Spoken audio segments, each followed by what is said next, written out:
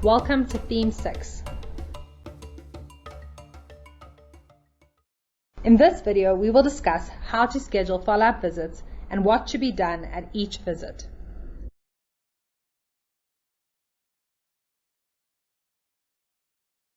Finally, we get to the maintenance step in the process. We will also talk about cycling on and off PrEP as the last step in the process. In terms of PrEP monitoring, we will firstly go through what the schedule of the follow-up visits looks like, and then we'll go through what is done at each follow-up visit. The schedule is relayed as having a follow-up visit 1 month after initiation and then every 3 months thereafter. Note, every 3 months is a clinical visit where the patient is required to see a clinician, a nurse or a doctor.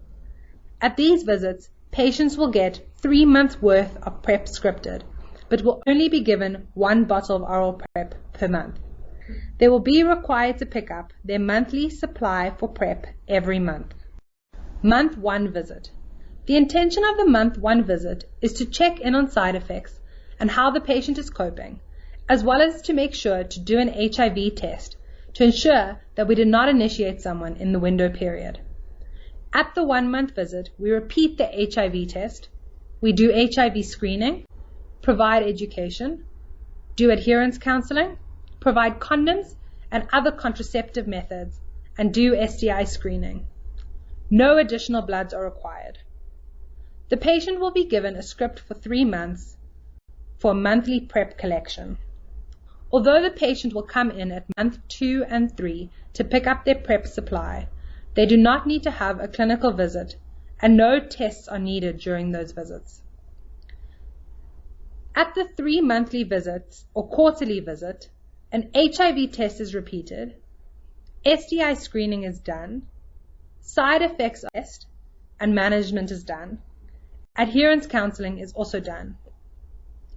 Behavioral risk reduction counseling is done, and contraception should be provided. Please note that the creatinine blood draws are repeated at month 7, i.e. 6 months after PrEP initiation, and thereafter annually. Note that hepatitis B testing is not repeated. This is a very simple follow-up procedure and is not a complicated schedule. It is important to explain to patients that although they have a 1 month follow-up visit after initiation, thereafter we will only need to see them 4 times a year. We will now address what to do if any of the results at a follow-up visit are abnormal. If at any stage someone tests HIV positive on a rapid test, stop oral PrEP and follow the national HTS guidelines. This means doing a repeat rapid. If someone is confirmed to have seroconverted, PrEP should be stopped immediately and the patient should be referred for prompt ART initiation, following the Department of Health's testing guidelines. Remember, transitioning from PrEP to ART treatment without a gap is recommended, and therefore same-day transference from PrEP to ART. It is recommended that you initiate them on first-line therapy.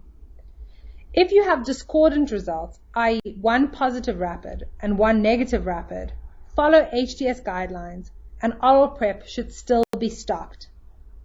If a patient tests HIV negative but has signs and symptoms of acute HIV, you do not need to stop PrEP. Instead, bring the patient back and repeat an HIV test in 2 weeks' time to ensure that they are not in the window period. If the repeat rapid after 2 weeks is positive, stop oral PrEP immediately. If someone suspects that they may be pregnant, repeat the pregnancy test at any follow-up visits. Women that are high risk who become pregnant while on PrEP may continue taking PrEP during their pregnancy, provided that they are adequately counseled. Ideally, they should be monitored throughout the pregnancy on the pregnancy register. If a patient comes in with signs and symptoms of an STI, continue with treatment as this does not interact with PrEP. Also, remember to recommend condom usage, reminding the patient that oral PrEP does not protect them from other STIs. The last abnormality that may be seen in the oral PrEP follow-up visit is a low creatinine clearance.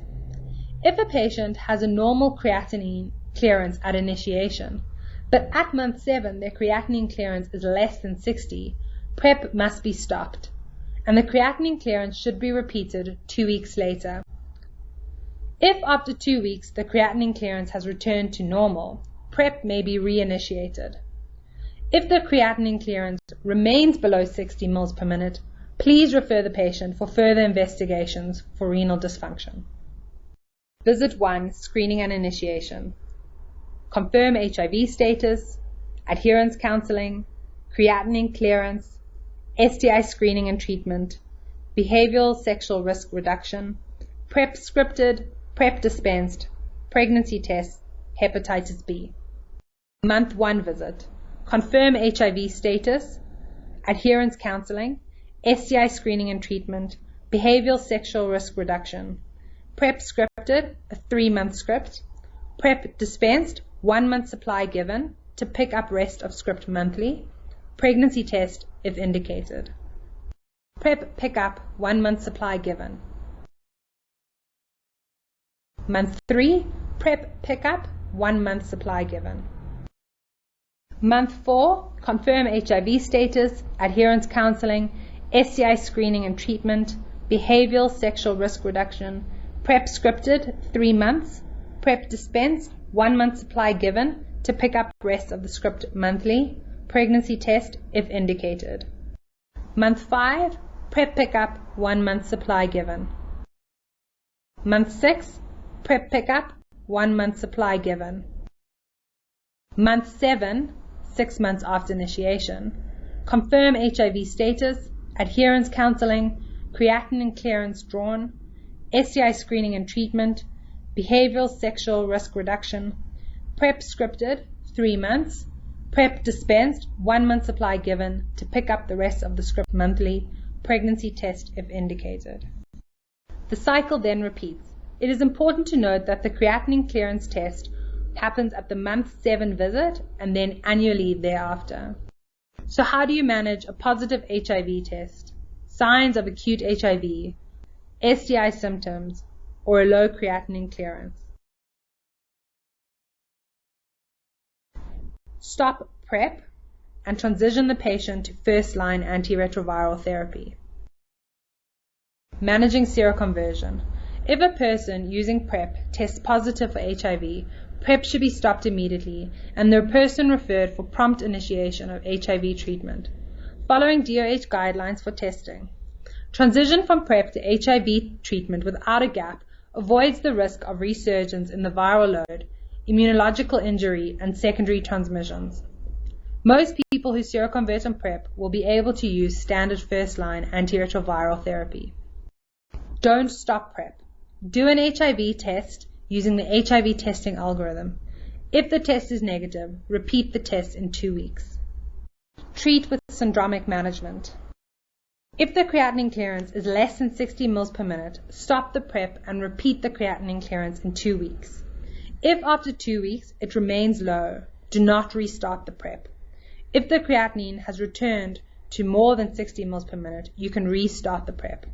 Remember, in patients whose creatinine clearance remain below 60 mL per minute, to work up for common causes of renal insufficiency. For example, diabetes, systemic hypertension, preeclampsia during pregnancy, hepatitis C infection, or liver failure. When is it safe and appropriate to stop using oral PrEP?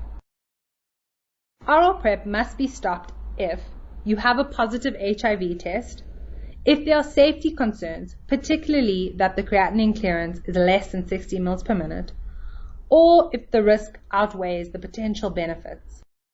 The other important reason to stop PrEP is when a client decides to stop. It is important to counsel them effectively and explore alternative prevention methods and risk reduction strategies with them. Remind them that they can stop and start PrEP as they please, but they will be required to have another HIV test when they are reinitiating in the future.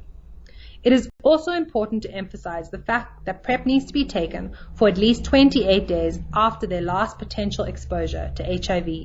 It is quite possible to cycle on and off PrEP, but it is important to remember, oral PrEP is not intended to be a lifelong intervention, and oral PrEP should only be used during periods of risks when someone has potential exposure to HIV. We expect people's risk levels to change over the course of their lifetime, and people will want to use oral PrEP for a variety of different reasons.